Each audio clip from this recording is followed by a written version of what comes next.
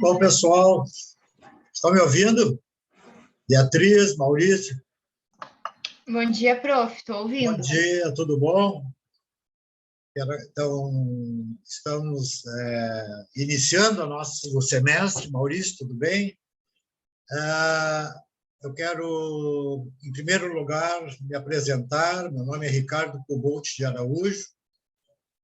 Eu tenho a honra de ministrar essa disciplina de Direito Internacional Privado e também de Direito Internacional Público, à medida que já há 33 anos eu estou aqui na PUC fazendo isso, e, portanto, já tenho alguma bagagem sobre a maneira de amizade com os alunos, com um senso de responsabilidade diante do aluno, e um objetivo, evidentemente, de fazer com que vocês tenham uma noção ainda que básica dessa disciplina, considerando que essa disciplina regularmente era ministrada em 2 semestres letivos, e hoje é ministrada em apenas um de 2 créditos, não é isso? E que, por evidência, demonstra a própria instabilidade de um sistema bastante extenso em conteúdo, mas que, de fato, é um sistema que tem que ser adaptado, portanto. Normalmente agora, com a pandemia, quando os sistemas jurídicos estão também inflacionados com a questão das aulas online, uma promessa ainda que este semestre ainda nós estaremos analisando, ao menos em 2 aulas presenciais, né, o conteúdo, e eu teria o maior prazer de encontrá-los pessoalmente, se assim for necessário. Para tanto, eu vou deixar depois com vocês lá no Moodle uma relação dos alunos interessados em participar da aula presencial, né? E depois nós ajustamos exatamente as datas e a fórmula de apresentação destas aulas. Bom, pessoal, desculpem o barulho um pouco atrapalhado, aqui temos uma obra aqui do lado, e isso está me deixando bastante incomodado. É um problema que eu também não posso impedir que aconteça, infelizmente, mas gostaria de que vocês tivessem um pouco de compreensão em relação a este distúrbio aqui que nós estamos sofrendo. Mas acredito que estejam me ouvindo bem, né? Bom, pessoal, vamos lá. Nossa disciplina será ministrada, portanto, nesse semestre, com 2 aulas presenciais, 2 provas avaliativas, que vão compor a nota de G1, e uma prova especial para quem, eventualmente, não tenha realizado alguma das provas. Todos os elementos constantes do plano de ensino estão já devidamente transcritas dentro do nosso Moodle, e gostaria que vocês lessem com atenção o que ali consta, porque ali, inclusive, temos uma bibliografia que se mostra interessante para aqueles que quiserem aprofundar um pouco mais as noções que traremos a vocês durante este semestre. Em primeiro lugar, eu gostaria de refletir com vocês, já entrando um pouco nas reflexões a respeito da nossa prova e das nossas provas, do assunto de natureza prático da disciplina. Em primeiro lugar, eu gostaria de refletir com vocês que essa disciplina é uma das disciplinas jurídicas que mais cresce em importância desde o final do século XX. Ela é antecedente, por certo, mas a partir dos anos 90 ela tomou um incremento estrutural muito importante. Este incremento cultural se mostra viável a partir de um fator viabilizador dessa situação, que é o fato de que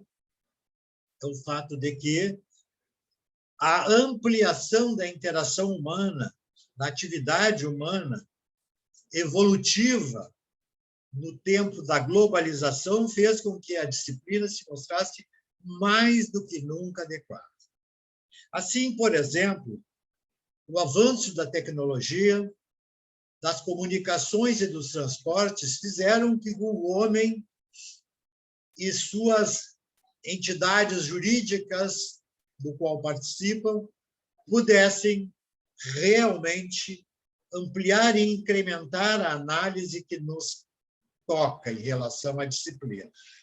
Por certo que o aumento dessas relações jurídicas se estabelecerá a partir de um elemento tópico, que nós denominaremos de elemento estrangeiro, ou elemento de estraneidade. Repito, elemento estrangeiro ou elemento de estraneidade. Assim sendo,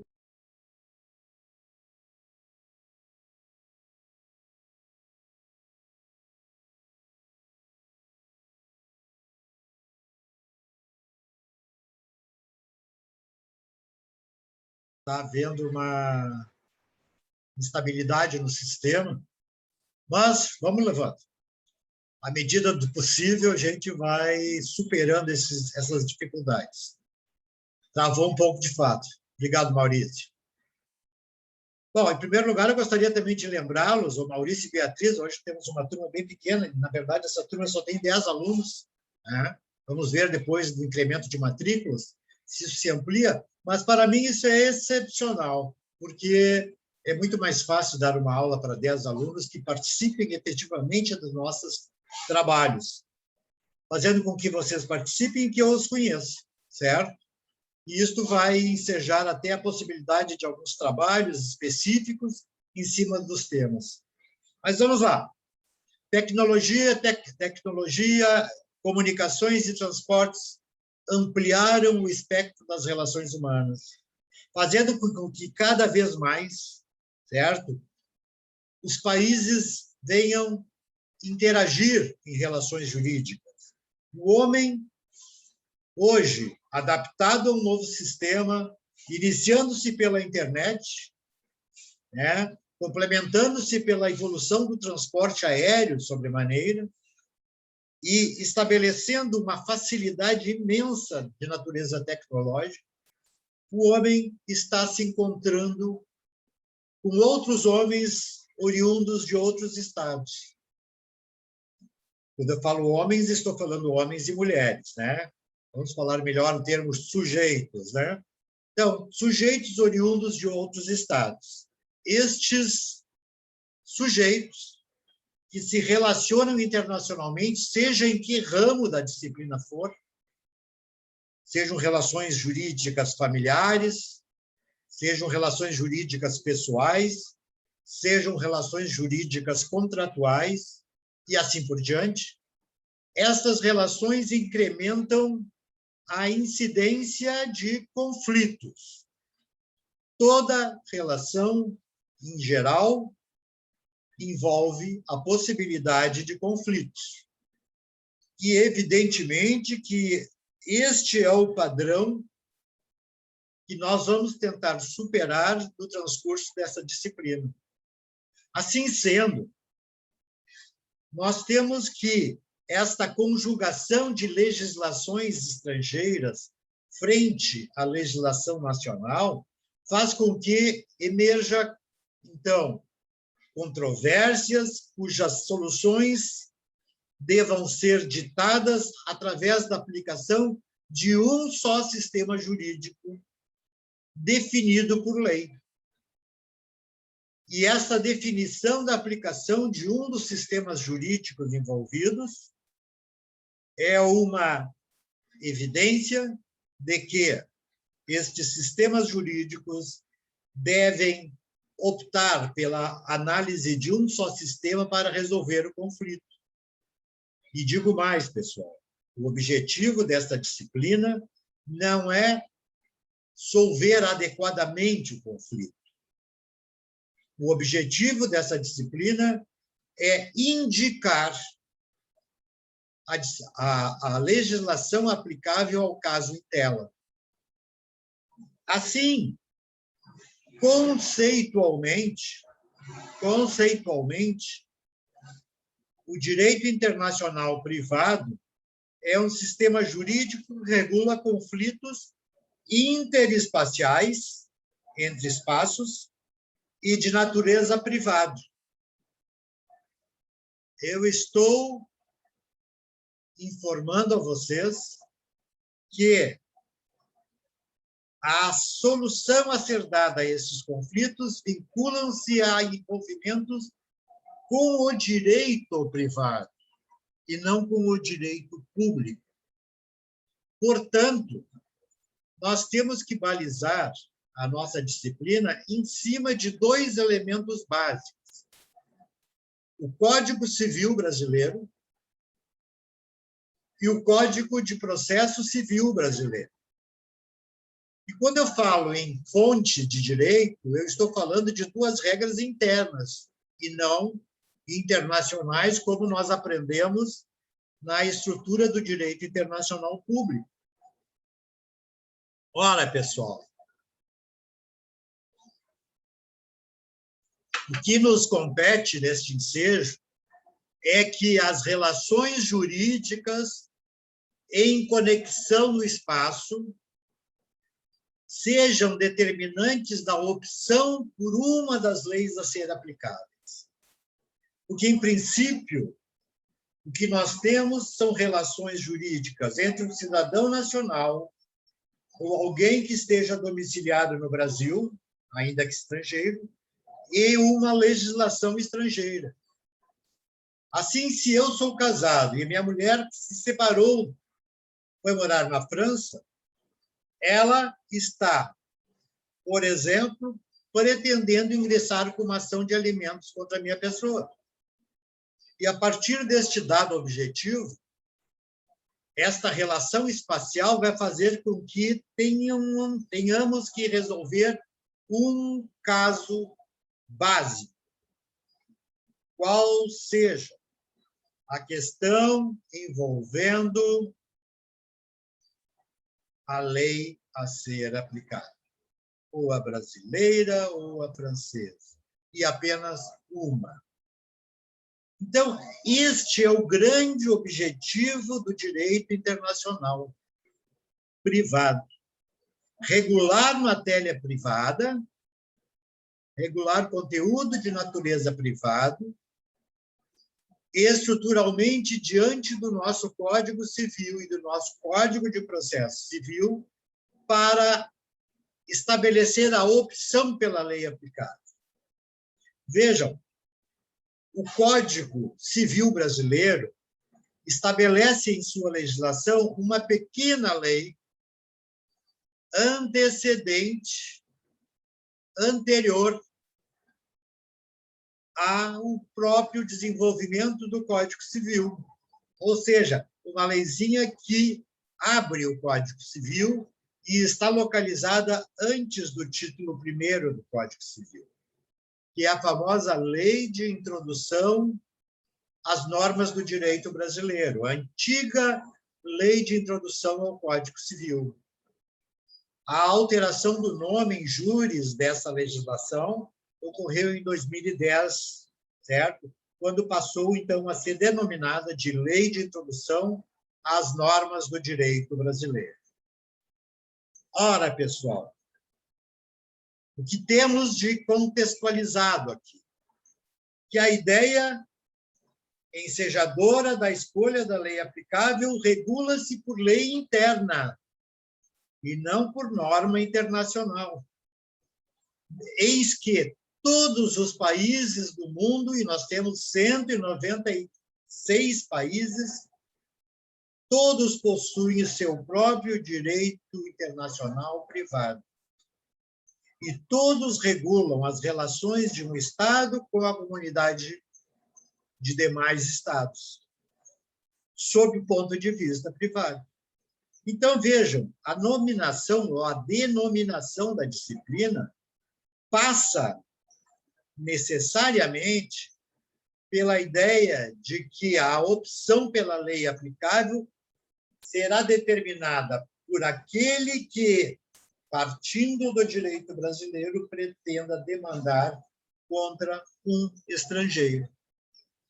Seja na natureza familiar, seja quanto às relações de bens, seja no que tange às sucessões, seja em relação às obrigações, enfim, todo o Código Civil. E vejam mais, todos os artigos envolvendo o Código Civil, todos os dispositivos envolvendo o Código Civil, são dispositivos que estão constados ou constantes da Lei de Introdução, mais precisamente do artigo 7º ao artigo 11º. Ali, nós vamos estabelecer minudentemente cada um dos capítulos do nosso Código Civil, iniciando pelo Estatuto da Pessoa Física, evoluindo para o direito das coisas, direito das obrigações, direito das sucessões e o Estatuto da Pessoa Jurídica. Assim sendo, eu gostaria que vocês atentassem para estes 5 artigos. Artigo 7º, 8º, 9º, 10º e 11º.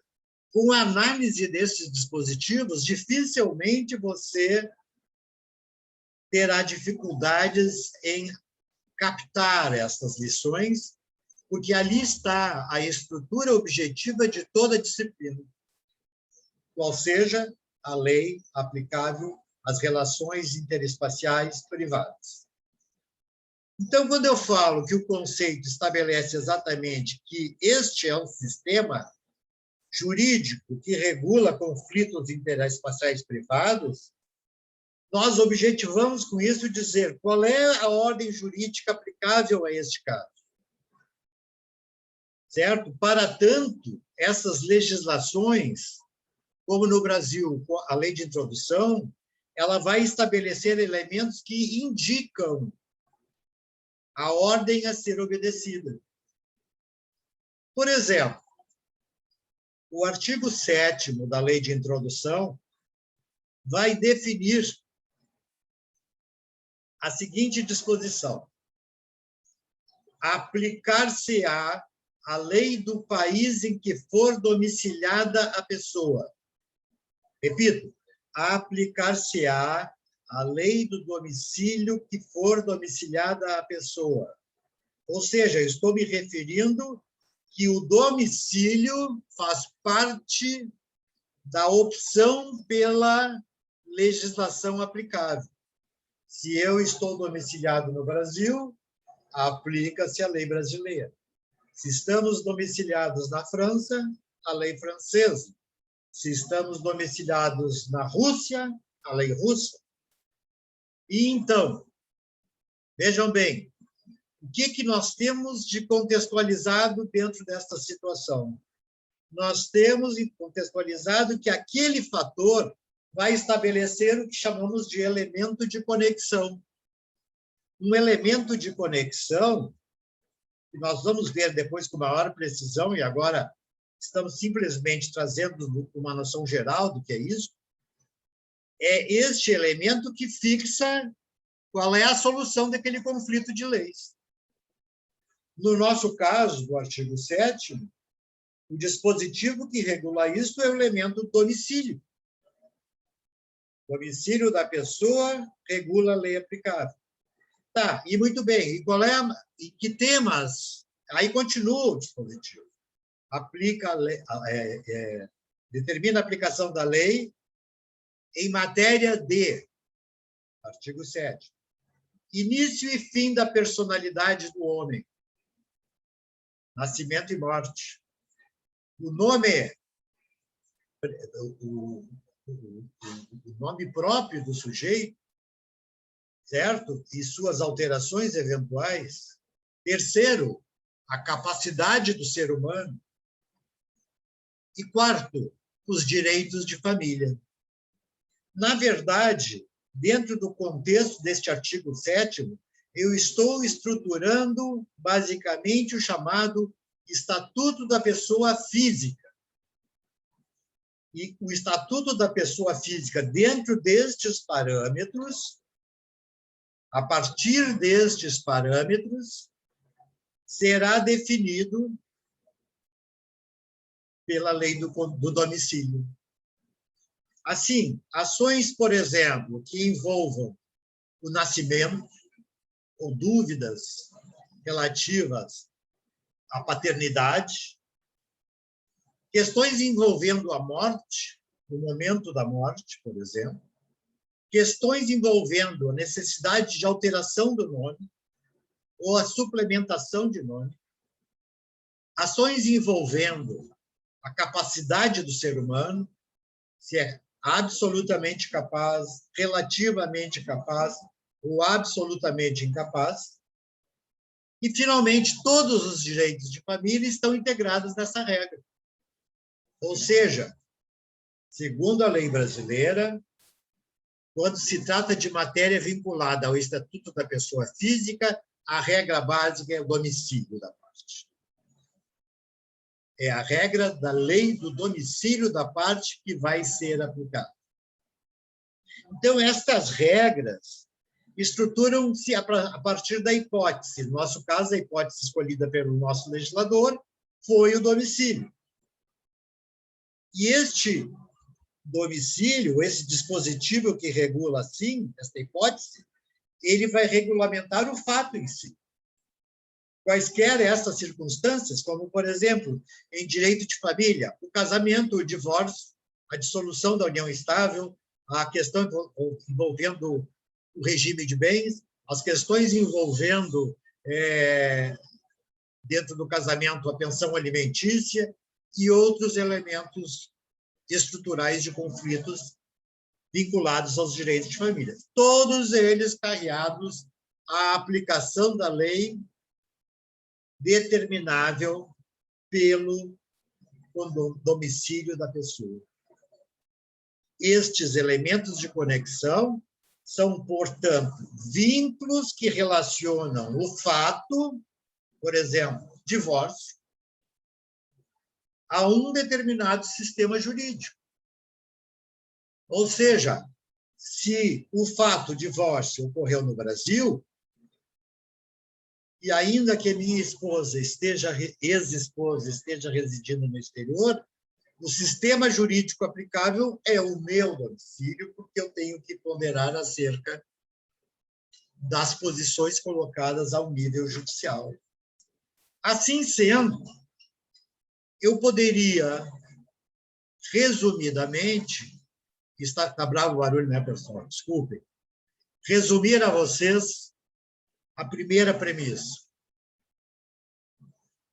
Esta disciplina objetiva resolver os conflitos de leis no espaço. Por quê? Porque quando dois ou mais ordenamentos jurídicos diversos se relacionam, nós temos que, através desta disciplina, indicar qual é que será o necessário estabelecido por lei para regulamentar a relação solucionar aquela relação. Assim sendo, estas relações jurídicas solvidas pelo direito internacional privado, elas são relações jurídicas que vão ser contextualizadas de acordo com a lei brasileira. Agora, não interessa ao direito internacional privado estabelecer um paradoxo com a lei francesa, por exemplo, certo? Estabelecendo, vamos imaginar, a ideia de que a lei francesa é melhor para resolver aquele conflito. Não interessa ao direito a melhor solução. O direito internacional privado apenas é um direito indicativo. Ele indica a lei aplicável. Ponto final. Muito bem, é óbvio que na opção por esta escolha, muitas vezes nós vamos nos deparar com alguns problemas. Alguns problemas de natureza, digamos, impeditivos de uma análise interpretativa apurada, rápida, sem maiores análises de hermenêuticas que possam ser estabelecidas. Então, vejam, o problema de definir entre o fato e a lei aplicável, a relação existente entre elas está estabelecendo o que chamamos de qualificação. Qualificação normativa para a escolha da lei aplicável. E é esse o trabalho que vamos ter. Tentar qualificar essas regras face a um fato concreto, face a uma questão jurídica que vai ser solvido por dita lei, em função de tal pressuposto. Assim sendo, as grandes características deste direito internacional privado estão vinculadas a 3 regras básicas. Em primeiro lugar, ela estrutura-se apenas e exclusivamente em litígios judiciais privados. O direito público não interessa ao direito internacional privado, até porque ele não intercorre nos litígios analisados. Repito, os litígios exclusivamente privados. E esses litígios privados vão apresentar sob nossa face um determinado elemento estrangeiro, seja a nacionalidade do sujeito, seja o domicílio de um sujeito, seja a situação do bem, qualquer destes tópicos é um elemento estrangeiro a ser analisado. Então, litígios privados dotados de um elemento estrangeiro. Segunda característica, tratam-se de regras internas, como no nosso caso, a lei de introdução, ou seja, regras internas que regulam o direito aplicável. Regras internas que regulam o direito aplicável. Isso não significa, pessoal, que o direito brasileiro, na lei de introdução, indique apenas a lei brasileira. É óbvio que não. Porque determinados sedimentos vão determinar que a opção pela lei aplicável seja o domicílio, e o domicílio do sujeito é fora do Brasil. Então, lá seria a aplicação da lei. Ou seja, o que o direito pretende é estabelecer essa conexão e dizer que, embora o sujeito esteja vinculado à nacionalidade brasileira, ele não está domiciliado no Brasil, está domiciliado fora do Brasil. Portanto, é de lá que vem a lei a ser aplicada. E, finalmente, todas as ordens, todas as normas que se relacionam de forma privada, estes litígios têm uma conexão interespacial. Parece que eu estou repetindo, e estou mesmo repetindo, porque eu quero que vocês tenham ao menos uma pequena noção, nessa primeira aula, do objeto do direito internacional privado, até para que a gente consiga distinguir do direito internacional público. Vejam vocês, certamente estudaram direito internacional público.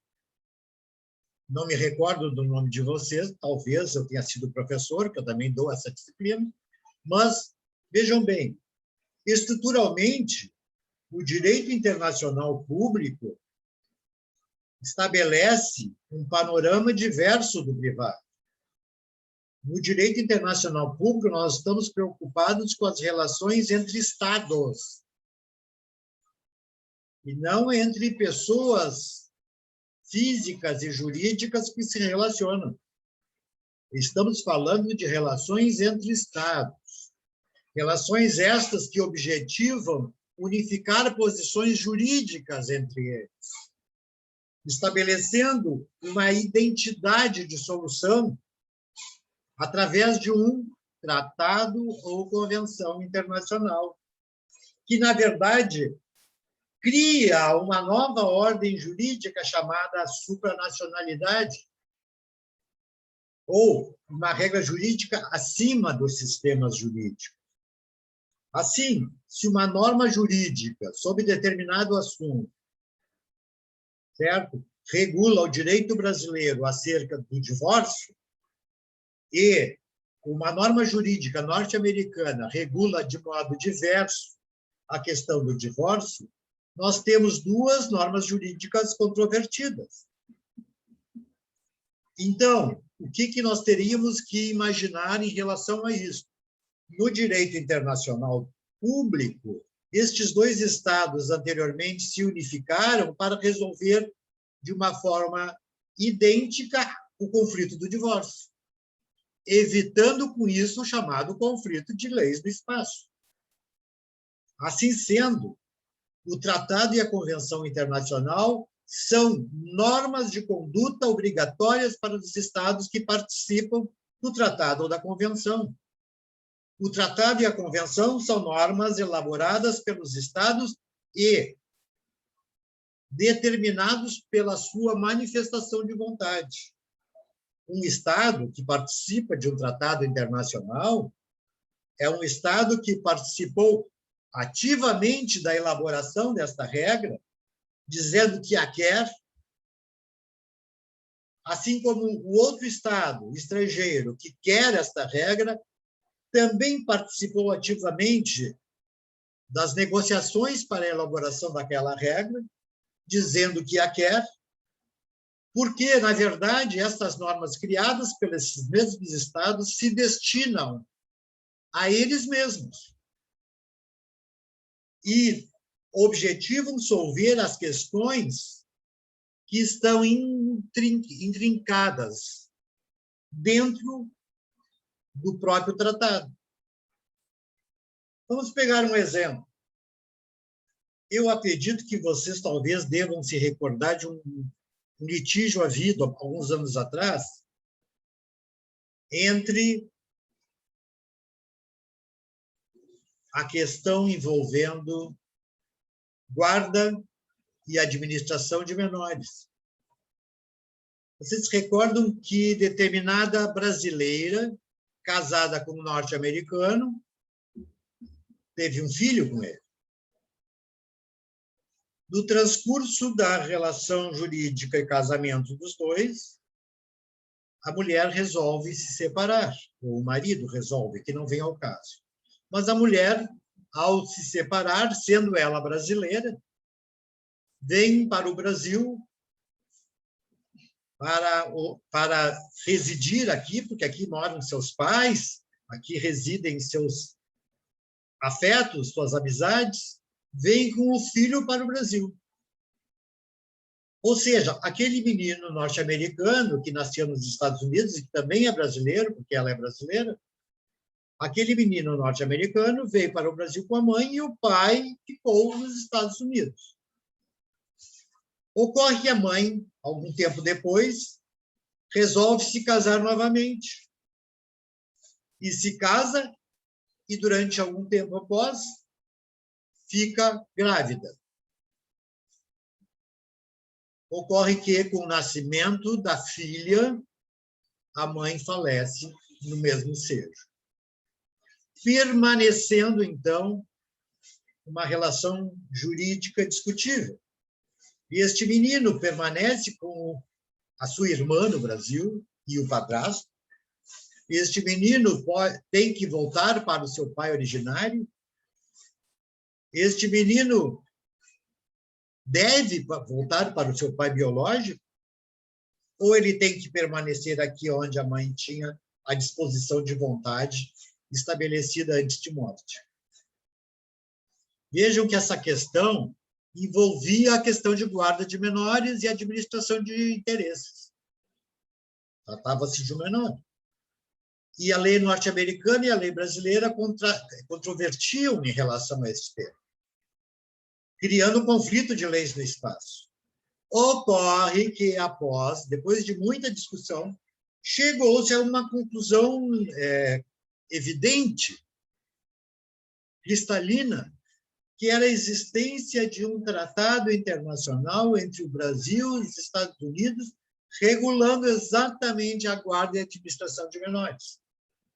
Veja, o Brasil e os Estados Unidos regularam esta matéria através de um dispositivo básico, dizendo: na falta de qualquer dos cônjuges, o filho permanecerá na posse do cônjuge biológico, seja o pai, seja a mãe.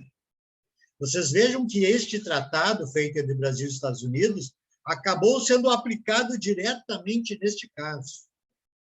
E como se trata de uma norma acima dos estados, excluiu-se a hipótese de um conflito de leis.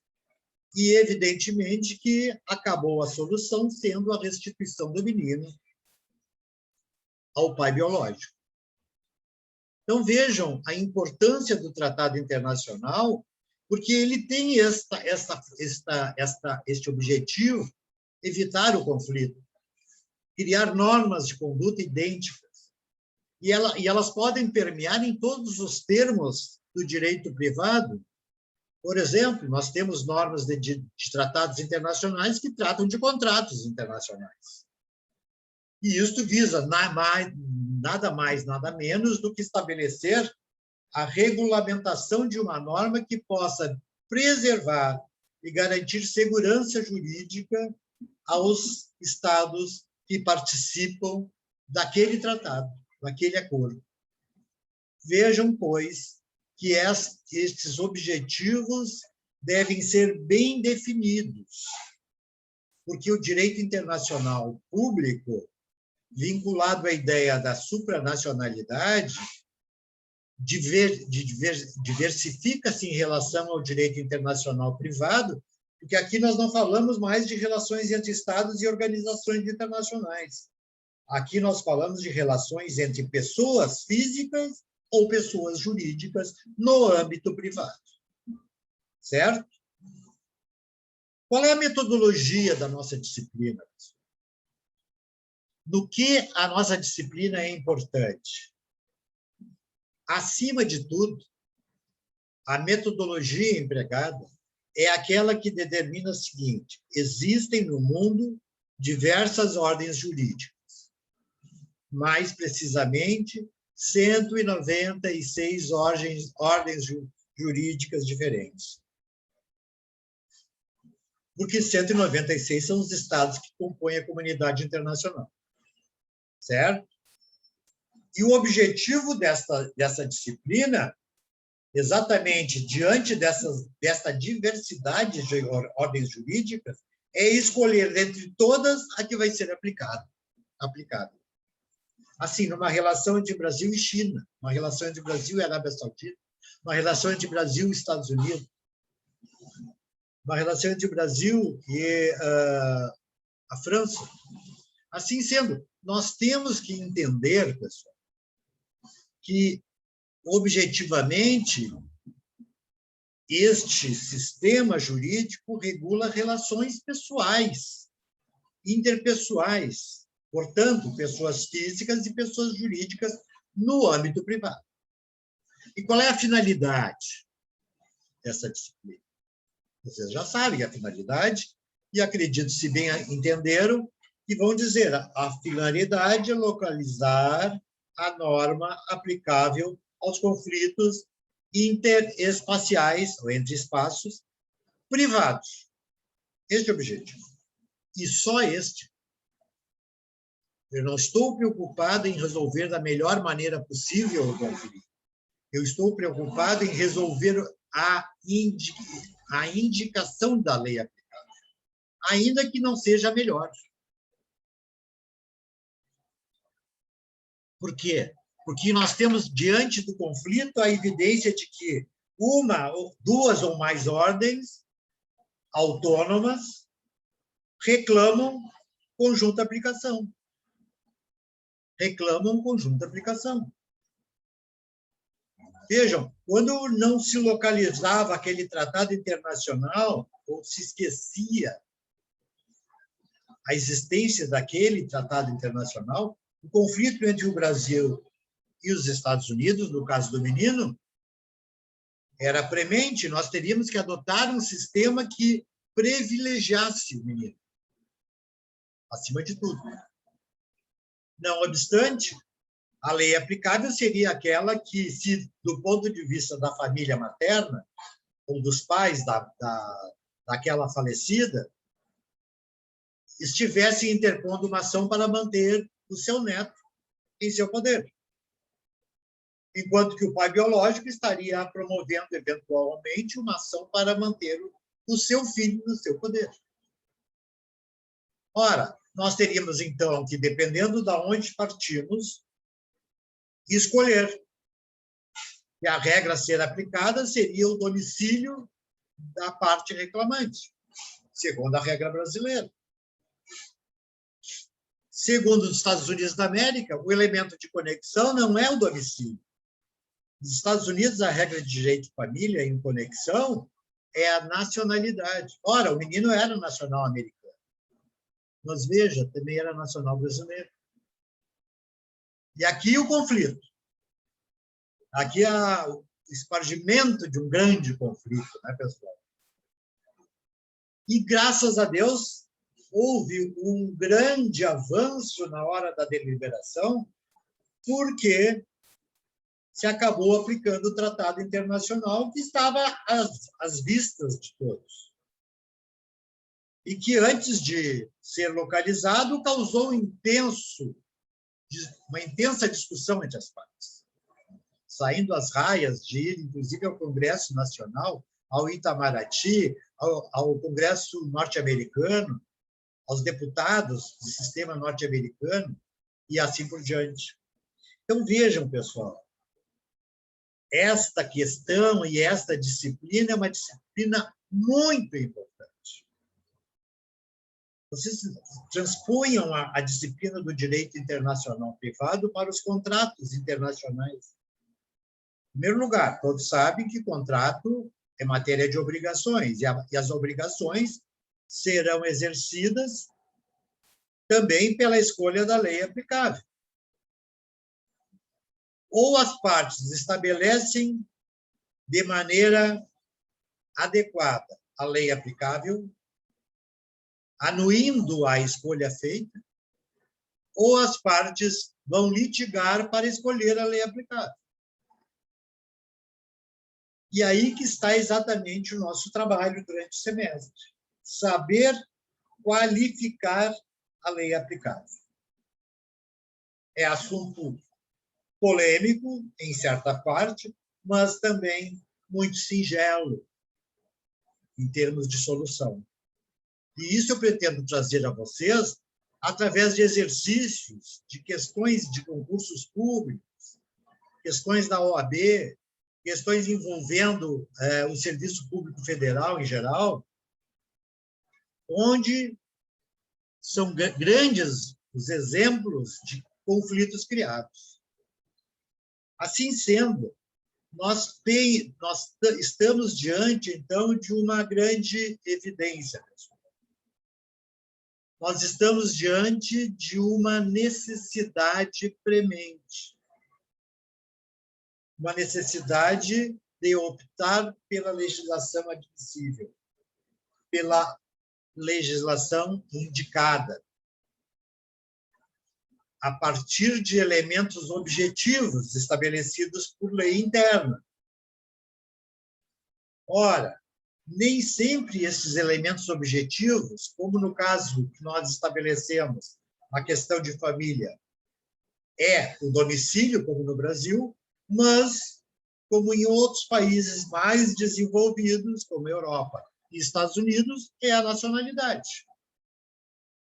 Aliás, eu informo a vocês que, logo após a Segunda Guerra Mundial, tão logo terminada a Segunda Guerra Mundial, o Brasil voltou a discutir a alteração do elemento de conexão chamado nacionalidade. Este estava estabelecido na Lei de Introdução Brasileira, também chamando nacionalidade como elemento básico para a solução do conflito.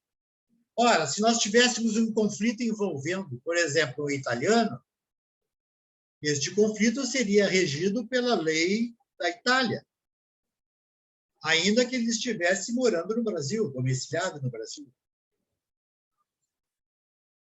Também, nas mesmas circunstâncias, se houvesse um litígio oriunda de um cidadão de origem alemã, nós teríamos que julgar a questão de acordo com a lei alemã, que é a nacionalidade do sujeito.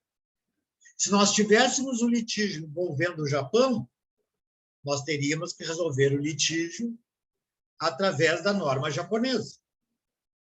E aí, pessoal, qual é o problema que nós nos defrontamos? O legislador brasileiro alterou o sistema de nacionalidade para domicílio. Por quê? Porque nos 3 exemplos que eu trouxe a vocês, Alemanha, Itália e Japão, eram, logo após a Segunda Guerra, aqueles contra quem lutamos na Segunda Guerra Mundial. Eram as chamadas forças do eixo. E veja, nós estávamos integrando a força aliada da Europa Ocidental e dos Estados Unidos, entre outros. E quando nós não queríamos julgar de acordo com leis de países inimigos, nós alteramos o sistema para o domicílio. Certo? Então, vejam que a disciplina, desde já, se mostra bastante interessante, porque o exercício, a equação a ser resolvida, estabelece-se no seguinte argumento: o fato litigioso mais a lei, mais o vínculo de diversidade entre leis aplicáveis e, finalmente, o resultado, que é a lei finalmente aplicável. Vejam, por exemplo, uma imposição de um contrato como o contrato de importação e exportação.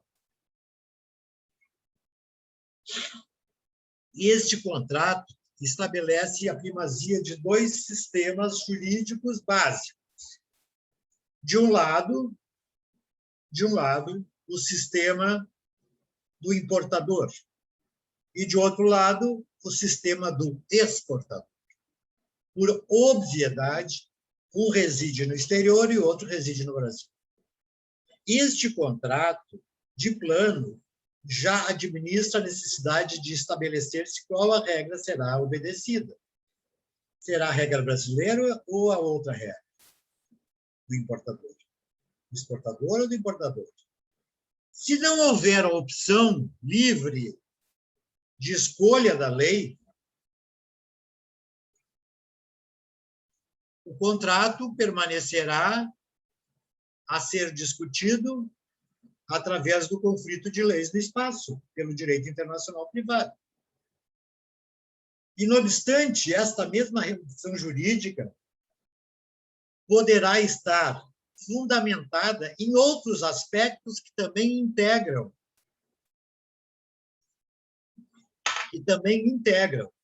a mesma relação. Ou seja, o exportador vai enviar este produto ao importador. Este envio vai envolver outras partes da relação jurídica.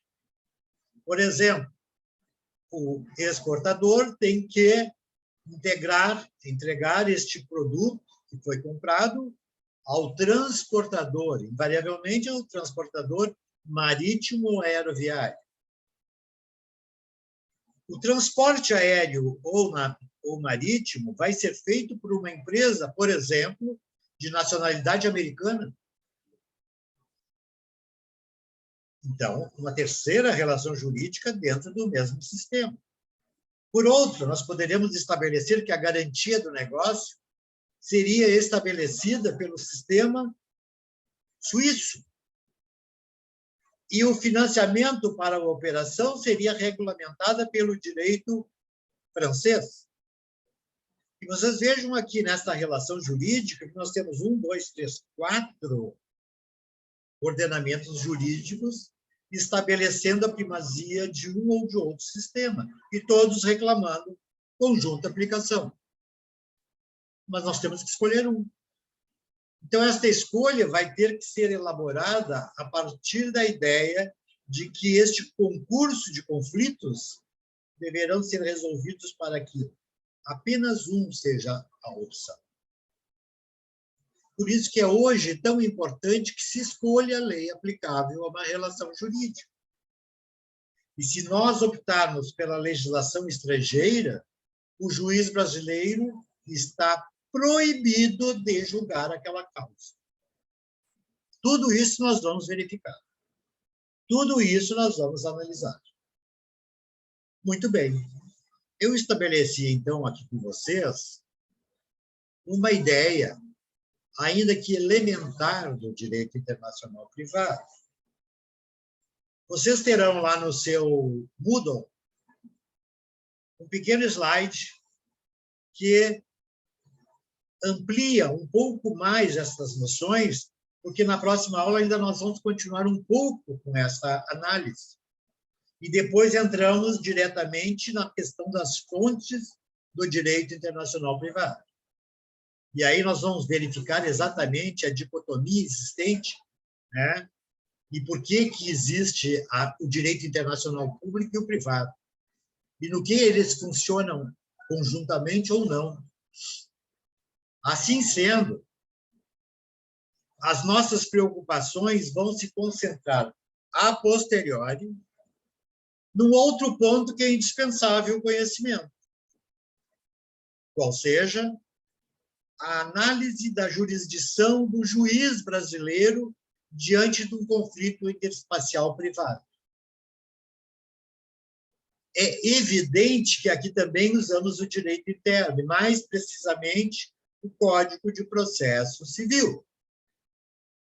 E lá no Código de Processo Civil, nós veremos o capítulo, a jurisdição internacional do juiz brasileiro. E de lá vamos apanhar a seguinte ideia. Ou o juiz brasileiro tem competência concorrente com os juízes estrangeiros, ou seja, o processo pode correr no Brasil ou no exterior, indistintamente, ou o juiz brasileiro tem jurisdição exclusiva sobre determinadas questões. Ou seja, nenhum outro juiz poderá julgar essa questão. Para entender este conflito de duplicidade ou exclusividade de jurisdições, nós vamos exatamente estabelecer com vocês, então, o parâmetro analítico do que é concorrência, e inclusive da preferencialidade de um juiz brasileiro, ainda que seja concorrente. Agora, na exclusividade, a jurisdição do juiz brasileiro só pode ser a brasileira. Porque, exemplificadamente, o juiz brasileiro tem exclusiva competência para julgar ações envolvendo bens situados no Brasil. Por adequação lógica, bens situados no Brasil seriam, em princípio, os bens imóveis. não podem ser transpostos, porque para os bens móveis, se estiverem situados no Brasil, nenhum problema. Agora, se foram levados, foram enviados para outro local ou de algum motivo, eles não estejam mais no território brasileiro, nós vamos ter que perseguir um outro elemento de conexão, que é o domicílio do seu proprietário. Mas isso nós vamos ver indistintamente. Então, vejam, nós temos que analisar a questão da jurisdição do juiz brasileiro. E por que nós temos que analisar? Acho que parou um pouco agora aqui, graças a Deus. E por que nós temos que analisar essa questão sob este ponto de vista? Nós temos que analisar essa questão porque é indispensável que o juiz indicado seja aquele que vai dizer a lei aplicável é esta ou aquela. É competência do juiz estabelecer a lei aplicável. Se ele tem competência exclusiva, porque os imóveis estão situados no Brasil, ele também vai definir a lei brasileira como aplicável, porque esta está estabelecida na lei de introdução, como regra aplicável. Então, vejam, toda esta maquinação, este envolvimento entre o direito privado brasileiro e o direito processual civil internacional são conteúdos que devem implementarem-se de um modo conclusivo. Por isso que talvez, depois das primeiras análises estruturais do chamado direito internacional privado, nós ingressemos imediatamente na questão envolvendo a jurisdição internacional do juiz, só um minutinho, do juiz estrangeiro, juiz nacional. E aqui, pessoal, só um minutinho.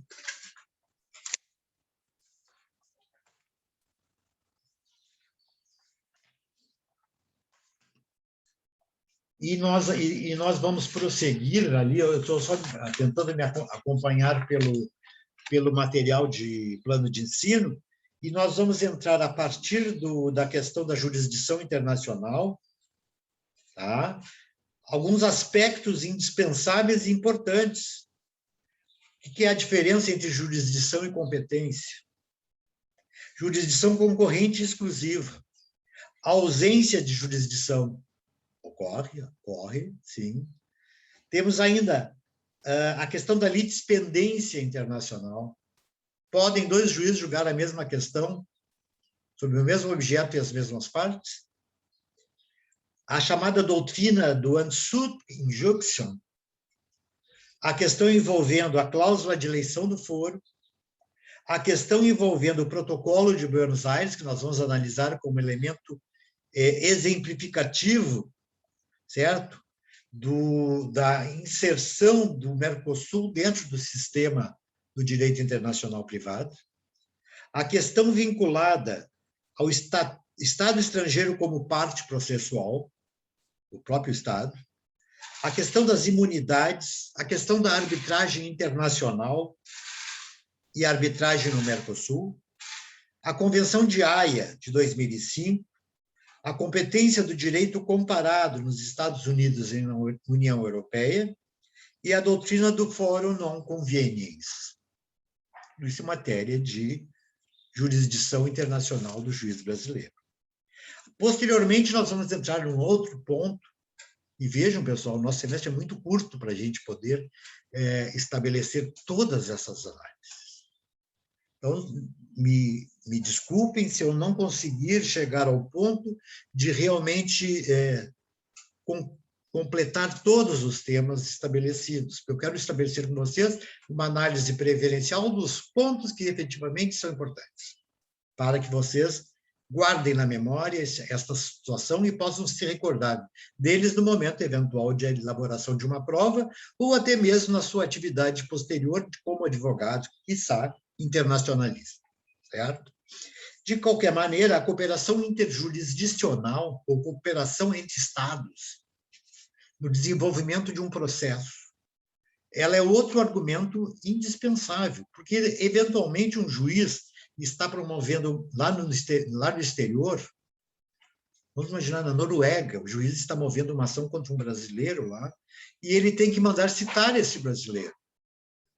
Como é que se estabelece esta cooperação entre o Brasil e a Noruega? Esta cooperação é feita vulgarmente através de acordos internacionais firmados entre os dois estados para o cumprimento das chamadas cartas rogatórias. Estas cartas rogatórias são aquelas que são enviadas via diplomática aos estados a quem se dirige, para que elas sejam cumpridas e restituídas após para fechar o ato, por exemplo, citatório. Este ato pode ser a intimação de testemunhas, este ato pode ser a apresentação de provas, este ato pode ser uma perícia e assim por diante. Seja como for, é um ato de interpenetração de um determinado aspecto processual para complementar o processo originário na origem. Além disso, nós temos um outro aspecto a ser adequadamente analisado, que é o aspecto relativo à homologação da sentença estrangeira. O que é isso? Quando eu digo homologação da sentença estrangeira, eu estou dizendo que eu tenho uma sentença estrangeira que me deu ganho de causa. Na Noruega, eu ganhei a causa. E eu quero chamá-la à ordem interna brasileira para poder executá-la, porque o objeto da satisfação do direito está no Brasil. Então, eu tenho que fazê-la ser validada no Brasil, porque a execução não se procederia lá na Noruega. E quando eu vou estabelecer essa regra, vejam bem, pessoal, quando eu vou estabelecer essa regra de complementação da análise de um processo, já dada a sentença, eu vou ter que promover a chamada homologação através do Superior Tribunal de Justiça. Esta é a competência ordinária dos ministros do Superior Tribunal de Justiça no sentido de dar validade à sentença estrangeira. E como é que se procede isso? A sentença estrangeira, também a carta rogatória, devem passar pelo crivo do STJ. A primeira para a concessão do exequatur, né? E a segunda para a formalização efetiva, certo? Do direito posto na sentença. Assim sendo, esta análise complementar vai falar, então, destes dois tópicos básicos, porque estes são os métodos, os modos de homologação de sentenças estrangeiras ou de cumprimento de cartas rogatórias. Ambas têm o objetivo de complementar e validar um processo internacional que não pode permanecer parado por falta de movimento adequado diante da possibilidade de uma execução no Brasil ou de um cumprimento de decisões interlocutórias no território brasileiro. E, evidentemente, que, adiante disso, nós vamos falar ainda das obrigações chamadas de extracontratuais. Os contratos também. Este assunto é um assunto polêmico que eu pretendo, se possível, dar como se diz, um pente fino, passar finamente sobre este assunto. Os contratos internacionais são matérias que mais ocupam os advogados internacionalistas dentro de um sistema envolvendo o comércio exterior, certo? Dentro do sistema envolvendo, hoje, mais do que nunca, a compra e venda de mercadorias via internet ou entre ausentes, que é um movimento que nós não podemos negar, cada vez aumentará mais. Então, vamos ver isto, e então nós implementaremos o final do nosso sistema e o nosso curso. Eu almejo que vocês realmente possam chegar a estas conclusões, e eu quero ajudar vocês a chegarem às conclusões. Eu quero ver vocês nas avaliações realmente gabaritando as provas. E não por eventual possibilidade de fazê-la em casa, mas porque estudaram e porque compreenderam. No que não compreenderem e no que não estudarem, eu pediria a vocês que vocês estabelecessem comigo, através do meu e-mail institucional da PUC, eu pediria a vocês que me solicitassem questões, não só durante a aula, mas também lá através do e-mail institucional, certo? Isso é muito importante para o fechamento do nosso semestre de modo exitoso. Eu acredito que vocês estão formandos também, acredito, não tenho certeza, porque muitos antecipam essa disciplina, mas eu já antecipo também que não há esta preocupação do professor, de vocês, de eventualmente evitar uma formatura. Não é isso. Eu farei todo o empenho possível para que vocês consigam, de fato, aproveitar a disciplina.